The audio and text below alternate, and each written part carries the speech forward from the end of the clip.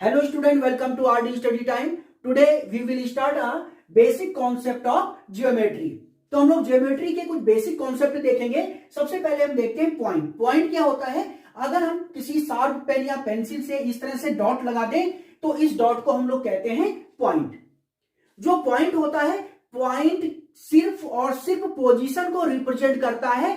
इसकी कोई लेंथ, कोई ब्रेड्थ या कोई इसकी थिकनेस नहीं होती है। चलिए अब हम बात करते हैं लाइन सेगमेंट, जिसे हिंदी में कहते हैं रेखाखंड। तो दो पॉइंटों के बीच की स्ट्रेट डिस्टेंस, दो पॉइंटों के बीच की स्ट्रेट जो पाथ होता है, ठीक है, ये कहलाती है लाइन सेगमेंट। लाइन सेगमेंट के टू एंड पॉइंट होते हैं, ये देखिए starting point and ending point, और इसकी लेंथ डेफिनिट होती है। अगर हम इसके एक एंड पॉइंट को ए से और दूसरे एंड पॉइंट को बी से लिखें तो इसे ए बी और उसके ऊपर बार लगा करके रिप्रेजेंट कर सकते हैं। इसको हम इस तरह से लिख सकते हैं बी ए। देखिए अगर स्टार्टिंग पॉइंट ए है तो ए बी से लिखेंगे, और अगर स्टार्टिंग पॉइंट बी है तो इसे बी ए से रिप्रेजेंट करेंगे। चलिए देखते हैं रे, जिसे हिंदी में कहते हैं किरण। रे क्या होती है? अगर हम लाइन सेगमेंट के किसी एक एंड पॉइंट को एंडलेसली इस तरह से एक्सटेंड कर दें तो रे फाइंड होती है। रे का केवल एक एंड पॉइंट होता है और इसकी लेंथ जो होती है वो डेफिनिट नहीं होती है। अगर हम इसके स्टार्टिंग पॉइंट को ए से रिप्रेजेंट करें और जो एंडलेस पॉइंट है उसे हम बी से दिखाएं तो हम इसे ए बी और उसके ऊपर इस तरह से एरो लगा करके रिप्रेजेंट कर सकते हैं। लेकिन हम इसे बी ए से रिप्रेजेंट नहीं कर सकते, क्योंकि अगर ये ए बी है, स्टार्टिंग पॉइंट पहले आएगा, स्टार्टिंग पॉइंट ए है तो ए बी से हम इसे रिप्रेजेंट करेंगे। चलिए अब बात करते हैं लाइन, जिसे हिंदी में कहते हैं रेखा। लाइन क्या होती है? अगर हम लाइन सेगमेंट के दोनों ही एंड पॉइंट को एंडलेसली एक्सटेंड कर दें इस तरह से तो हमें फाइंड होती है लाइन। अब जो लाइन है, लाइन के अगर एक एंडलेस पॉइंट को ए से और दूसरे एंडलेस पॉइंट को बी से दिखाएं तो हम इसे ए बी और उसके ऊपर इस तरह से दोनों साइड को एरो लिख करके रिप्रेजेंट करते हैं। हम इसे इस तरह से बी ए भी लिख सकते हैं। देखिए लाइन का कोई भी एंड पॉइंट नहीं होता है और इसकी जो लेंथ होती है वो भी डेफिनिट नहीं होती है। तो ये था आपके पास पॉइंट, लाइन सेगमेंट, रे और लाइन। अब हम देखते हैं नेक्स्ट टॉपिक। चलिए अब देखते हैं टाइप्स ऑफ लाइन, और टाइप्स ऑफ लाइन में हम सबसे पहले देखेंगे इंटरसेक्टिंग लाइन, जिसे हिंदी में कहते हैं प्रतिच्छेदी रेखा। तो देखिए इंटरसेक्टिंग लाइन क्या होती है? जब दो लाइनें एक दूसरे को सेम प्लेन पर कट या क्रॉस करती हैं तो उन्हें हम कहते हैं इंटरसेक्टिंग लाइन। जिस पॉइंट पे ये एक दूसरे को कट या क्रॉस करती हैं उस पॉइंट को हम लोग कहते हैं इंटरसेक्टिंग पॉइंट या पॉइंट ऑफ इंटरसेक्शन। जैसे आप देख रहे हैं कि ये दो लाइनें हैं जिन्हें मैं रिप्रेजेंट कर लेता हूं ए बी और सी डी से। ये देखिएगा सेम प्लेन पर बनी हुई लाइनें हैं और ये एक दूसरे को यहां पे इस बिंदु ओ पर क्या कर रही है? कट कर रही हैं, क्रॉस कर रही हैं। तो ये जो लाइनें होंगी ए बी और सी डी, ये होंगी इंटरसेक्टिंग लाइन। और जिस पॉइंट पर ये इंटरसेक्ट कर रही है, इस पॉइंट ओ को हम कहते हैं पॉइंट ऑफ इंटरसेक्शन या कहते हैं इंटरसेक्टिंग पॉइंट। चलिए अब बात करते हैं पैरेलल लाइन, जिसे हिंदी में कहते हैं समांतर रेखा। पैरेलल लाइन क्या होती है? जब सेम प्लेन पर दो लाइनें इस प्रकार होती हैं कि उनके बीच की डिस्टेंस सेम रहती है और कितना भी एक्सटेंड कर लिया जाए आगे कहीं भी मिलती नहीं है, तो उन्हें हम कहते हैं पैरेलल लाइन यानी समांतर रेखा। जैसे ये दो लाइनें देख रहे हैं आप लोग, अगर हम इन्हें रिप्रेजेंट करें ए बी और सी डी से तो ये जो पैरेलल लाइन आप देख रहे हैं ए बी और सी डी, देखिए इनकी बीच की डिस्टेंस कंटिन्यू सेम है और इन्हें कितना भी एक्सटेंड कर लिया जाए ये आपस में कहीं भी नहीं मिलेंगी। तो ये क्या होगी? Parallel line. पैरेलल लाइन को इस सिंबल से रिप्रेजेंट किया जाता है। अगर एक लाइन ए बी है और दूसरी लाइन सी बी है जो कि पैरेलल है तो इसे इस प्रकार से लिखा जाता है A B parallel to C D. तो ये था पैरेलल लाइन यानी समांतर रेखा। और अब हम बात करते हैं नेक्स्ट। चलिए अब बात करते हैं हॉरिजॉन्टल लाइन। तो देखिएगा हॉरिजॉन्टल लाइन क्या होती है? जब किसी लाइन को स्ट्रेट डायरेक्शन में लेफ्ट टू राइट या राइट टू लेफ्ट खींचा जाता है तो उसे हम लोग कहते हैं हॉरिजॉन्टल लाइन। जैसे ये एक हॉरिजॉन्टल लाइन है, ये देखिए। चलिए अब बात करते हैं वर्टिकल लाइन, जिसे कहते हैं ऊर्ध्वाधर रेखा, खड़ी रेखा।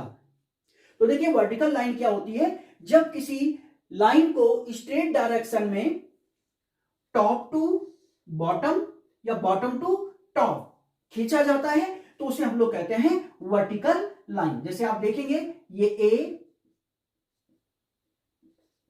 और बी वर्टिकल लाइन है, यानी खड़ी रेखा, जैसे आप देख रहे हैं। तो ये हुई वर्टिकल लाइंस।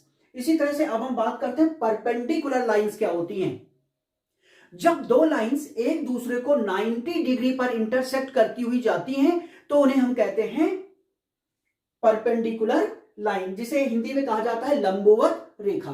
तो देखिए लंबवत रेखा यानी परपेंडिकुलर लाइन क्या होती है, जब दो लाइन एक दूसरे को 90 डिग्री पर इंटरसेक्ट करती हैं। ये देखिएगा, एक लाइन आप ये देख रहे हैं जिसे मैं ए बी लिख लेता हूं, और दूसरी लाइन आप देख रहे हैं ये, जिसे मैं लिख देता हूं सी डी। ये देखिए 90 डिग्री पर, ये देखिए 90 डिग्री के एंगल पर एक दूसरे को इंटरसेक्ट कर रही है। ये देखिए इंटरसेक्ट पॉइंट ओ, इंटरसेक्ट कर रही है। तो ये होंगी आपके पास, यानी ए बी और सी डी होंगी आपके पास परपेंडिकुलर लाइंस, लंबवत रेखा। इसे हम लोग इस प्रकार के सिंबल से रिप्रेजेंट करते हैं। जैसे यहां पे ए बी और सी डी लाइन जो है परपेंडिकुलर लाइन है, तो हम इसे इस तरह से लिख सकते हैं A B perpendicular to C D. तो ये था परपेंडिकुलर लाइंस। अब देखते हैं नेक्स्ट। चलिए अब बात करते हैं straight line and curve line. देखिए स्ट्रेट लाइन क्या होती है, दो पॉइंटों को ज्वाइन करने वाली शॉर्टेस्ट लाइन, सबसे कम से कम सबसे छोटी लाइन जो होती है उसे हम कहते हैं स्ट्रेट लाइन। समझ गए आप लोग। स्ट्रेट लाइन क्या होती है, दो पॉइंटों को ज्वाइन करने वाली शॉर्टेस्ट लाइन जो होती है उसे हम कहते हैं स्ट्रेट लाइन, यानी सीधी रेखा। ठीक है, जैसे आप देखेंगे यहां पे ए और बी दो पॉइंट हैं, ए और बी, इन पॉइंटों को ये मिलाने वाली जो शॉर्टेस्ट लाइन है इसे हम कहेंगे स्ट्रेट लाइन। चलिए अब हम बात करते हैं कर्व लाइन।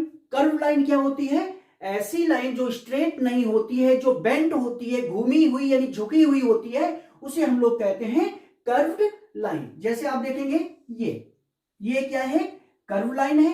देखिए ये स्ट्रेट नहीं है, स्ट्रेट लाइन होती तो क्या होता है, देखो सपोज करो ये पॉइंट ए है और ये पॉइंट बी है। अगर मुझे स्ट्रेट लाइन खींचनी होती तो मैं इनके बीच की शॉर्टेस्ट लाइन खींचता, जो कि ये है ए बी।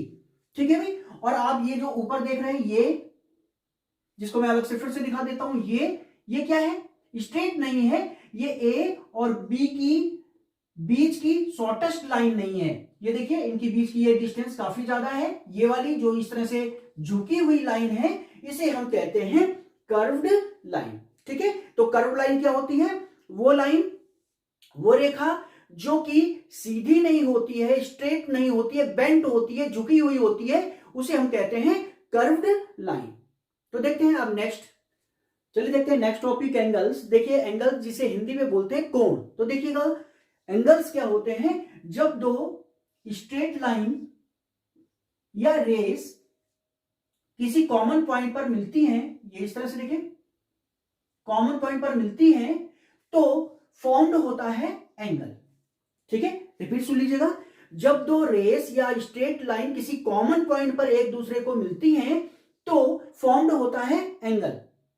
ठीक है, जैसे देखिए एक रे ये और एक रे ये, जब ये देख रहे हैं इस पॉइंट पे एक दूसरे को मिल रही हैं। ठीक है, यहां पे ये दोनों रेस ज्वाइन हो रहे हैं तो यहां पे फॉर्म्ड होगा एंगल। जिस पॉइंट पे ये रेस मिलती हैं उस पॉइंट को हम लोग कहते हैं वर्टेक्स। क्या कहते हैं इस पॉइंट को, इस पॉइंट को हम लोग कहते हैं वर्टेक्स, और इन रेस को हम लोग कहते हैं आर्म्स। अब ध्यान दीजिएगा, जो एंगल यहां पे ये मेजर हुआ है इसे हम अल्फा, बीटा, गामा, ठीक है, या एक्स, वाई, जेड, ठीक है, इस तरह से रिप्रेजेंट कर सकते हैं। अगर हम इसे एक्स से रिप्रेजेंट करें, ये देखिए सपोज कीजिए ये जो एंगल फॉर्म्ड हुआ है ये है एक्स। ठीक है भाई, तो ध्यान दीजिएगा, हम लोग इसको इस प्रकार से रिप्रेजेंट करते हैं। ये पॉइंट ए, यानी जिस पॉइंट पर ये एंगल बना है वो है ए, तो हम इसे इस सिंबल के द्वारा रिप्रेजेंट करते हैं। इसे पढ़ते हैं एंगल ए, और एंगल इक्वल टू यहाँ पे अगर एक्स है तो ये है, और इसे जनरली मेजर किया जाता है डिग्री में। तो इसे इस तरह से पढ़ेंगे, angle A equal to X degree. ठीक है भाई, चलिए ठीक है। अगर यहाँ पे 60 डिग्री का एंगल बनेगा तो हम इसे पढ़ेंगे angle A equal to 60 degree. ठीक है, जनरली इसे डिग्री में मेजर किया जाता है।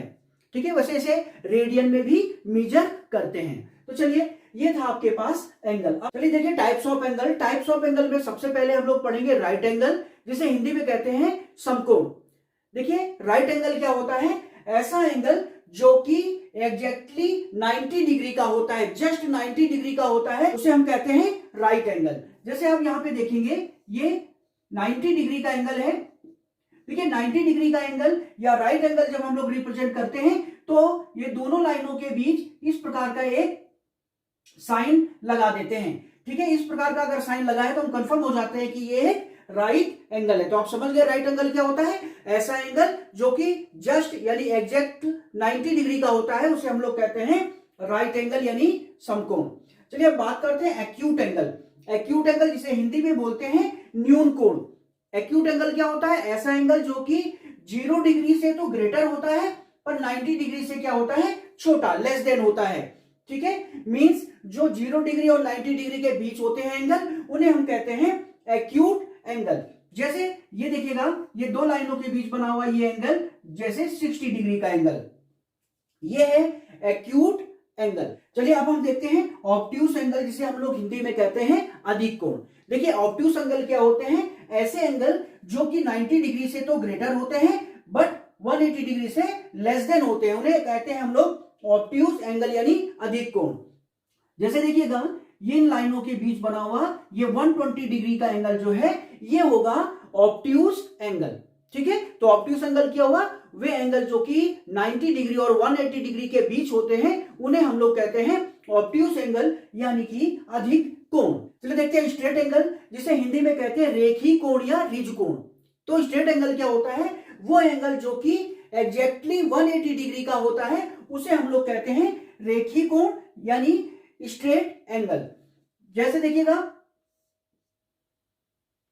ये देखिए स्ट्रेट एंगल के ऊपर बनने वाला जो कोण होता है वो होता है रेखीय कोण यानी स्ट्रेट एंगल यानी 180 डिग्री का एंगल। ठीक है, तो आप समझ गए होंगे, जब आपके पास 180 डिग्री का एंगल मेजर होता है तो उसे हम लोग कहते हैं स्ट्रेट एंगल। चलिए अब देखते हैं रिफ्लेक्स एंगल क्या होता है, जिसे हिंदी में कहते हैं बृहद कोण। ठीक है, वो एंगल जो कि 180 डिग्री से ग्रेटर होता है और 360 डिग्री से लेस देन होता है। मींस वो एंगल जो कि 180 डिग्री और 360 के बीच होता है, उसे हम लोग कहते हैं रिफ्लेक्स एंगल मींस बृहद कोण। ठीक है, जैसे ही देखिएगा, ये एंगल जो है 180 डिग्री से ग्रेटर है और 360 डिग्री से लेस देन है, तो ये एक बृहद कोण होगा। चलिए अब बात करते हैं कंप्लीट एंगल, जिसे हिंदी में बोलते हैं संपूर्ण कोण। वो कोण जो कि जस्ट एग्जैक्ट 360 डिग्री का होता है, उसे हम लोग कहते हैं कंप्लीट एंगल। जैसे आप देखेंगे इस तरह से, ये 360 डिग्री का एंगल है। आप देख रहे हैं यहां पे कि जो पहली रे है और ये दूसरी रे है, एक के ऊपर एक, ठीक है, आ गई है, तो अब बन गया है ये 360 डिग्री का एंगल। तो ये जो एंगल है इसे बोलते हैं हम लोग कंप्लीट एंगल या संपूर्ण कोण। चलिए एंगल्स और टाइप्स ऑफ एंगल्स को एक बार हम लोग फिर से समझ लेते हैं। ठीक है, अगर आपके पास ये दो रे हैं, ठीक है, सपोज कि ये दो रे हैं, तो ये रे जहां पर एक दूसरे को मिलेगी, ये एक दूसरे के साथ ज्वाइन होंगी, ठीक है, वहां पे फॉर्म्ड होगा एंगल। ये देखिए ये एंगल है जो इनके बीच फॉर्म्ड हो रहा है ये, और जहां पर ये एक दूसरे को मिलती है उस पॉइंट को हम लोग कहते हैं वर्टेक्स, और इन रेस को हम लोग कहते हैं आर्म्स। अब देखिएगा, जब ये दोनों रेस एक दूसरे पर परपेंडिकुलर हो जाएंगी इस तरह से, ठीक है, तो ये 90 डिग्री का एंगल ड्रॉ करेंगी, जिसे हम लोग कहते हैं राइट एंगल। इस कंडीशन में ये रेस जो है, एक रेस जो है हॉरिजॉन्टल होगी और दूसरी रेस होगी परपेंडिकुलर। ठीक है, और इनके बीच एंगल ड्रॉ होगा 90 डिग्री का। ठीक है, तो इसे हम लोग कहते हैं राइट एंगल। अब जब इनके बीच की डिस्टेंस इस तरह से कम होने लग जाएगी, ये देखें, तो इनके बीच बनता है एक्यूट एंगल। ठीक है, यानी कि ये देखिएगा, ये इस समय इनके बीच जब ये लाइन एक के ऊपर एक होती है तो इनके बीच बनता है 0 डिग्री का एंगल, और जब ये 0 डिग्री से इस तरह से बढ़ता है, ठीक है, तो ये बनता है एक्यूट एंगल। ठीक है, तो 0 डिग्री और 90 डिग्री, ये कंडीशन हुई 90 डिग्री की, और ये हुई 0 डिग्री की। तो 0 डिग्री और 90 डिग्री के बीच में जितने भी एंगल ये ड्रॉ हो रहे हैं, ये सब है एक्यूट एंगल। अब ध्यान दीजिएगा, जब इन रेस के बीच 90 डिग्री से बड़ा एंगल बनना शुरू हो जाता है तो हम उसे कहते हैं एब्ट्यूज एंगल। तो आप देखेंगे 90 डिग्री, ये देखिए 90 डिग्री की कंडीशन थी, राइट एंगल था, और जब ये राइट एंगल से ये एंगल बढ़ने लग जाता है, इस तरह से ये रेस आपस में दूर जाने लग जाती है, तो इनके बीच बनता है एब्ट्यूज एंगल। तो आप देखेंगे ये जब एक दूसरे के अपोजिट हो जाती हैं तो उनके बीच जो एंगल बनता है वो बनता है 180 डिग्री का। और आप देखें 90 डिग्री यानी राइट एंगल और 180 डिग्री के बीच जितने भी ये एंगल ड्रॉ होते हैं, ये देखिए राइट एंगल और ये है 180 डिग्री का एंगल, जब ये रेस एक दूसरे के अपोजिट हो जाती हैं तो इनके बीच बनने वाले सभी एंगल होते हैं ऑब्ट्यूज एंगल। तो देखिएगा ये राइट एंगल है, और जब इनके रेस के बीच की डिस्टेंस इस तरह से बढ़ती है तो ये ऑब्ट्यूज एंगल बनने शुरू हो जाते हैं। ये देखिएगा, तो 90 डिग्री और 180 डिग्री, ये देखिए 180 डिग्री के बीच जितने भी एंगल ये बने हुए थे वो सारे के सारे एंगल होते हैं ऑब्ट्यूज एंगल। और जब ये रेस एक दूसरे के अपोजिट हो जाती है इस तरह से, तो इनके बीच बनता है 180 डिग्री का एंगल, जिसे हम लोग कहते हैं स्ट्रेट एंगल। अब आप देखिएगा, जब एंगल 180 डिग्री से बढ़ना शुरू होता है इस तरह से, तो बनने शुरू हो जाते हैं रिफ्लेक्स एंगल। ठीक है, रिफ्लेक्स एंगल क्या होते हैं, जो कि 180 डिग्री और 360 डिग्री के बीच में होते हैं। तो ये देखिए 180 डिग्री से जब ये एंगल बढ़ने शुरू हो जाते हैं इस तरह से, और आपके पास ये रे घूम करके एक राउंड कंप्लीट कर देती है, तो 360 डिग्री का एंगल बन जाता है। तो ध्यान रखिएगा, 180 डिग्री जब रेस एक दूसरे के अपोजिट हो जाती हैं, ठीक है, वो 180 डिग्री का एंगल होता है यानी स्ट्रेट एंगल होता है।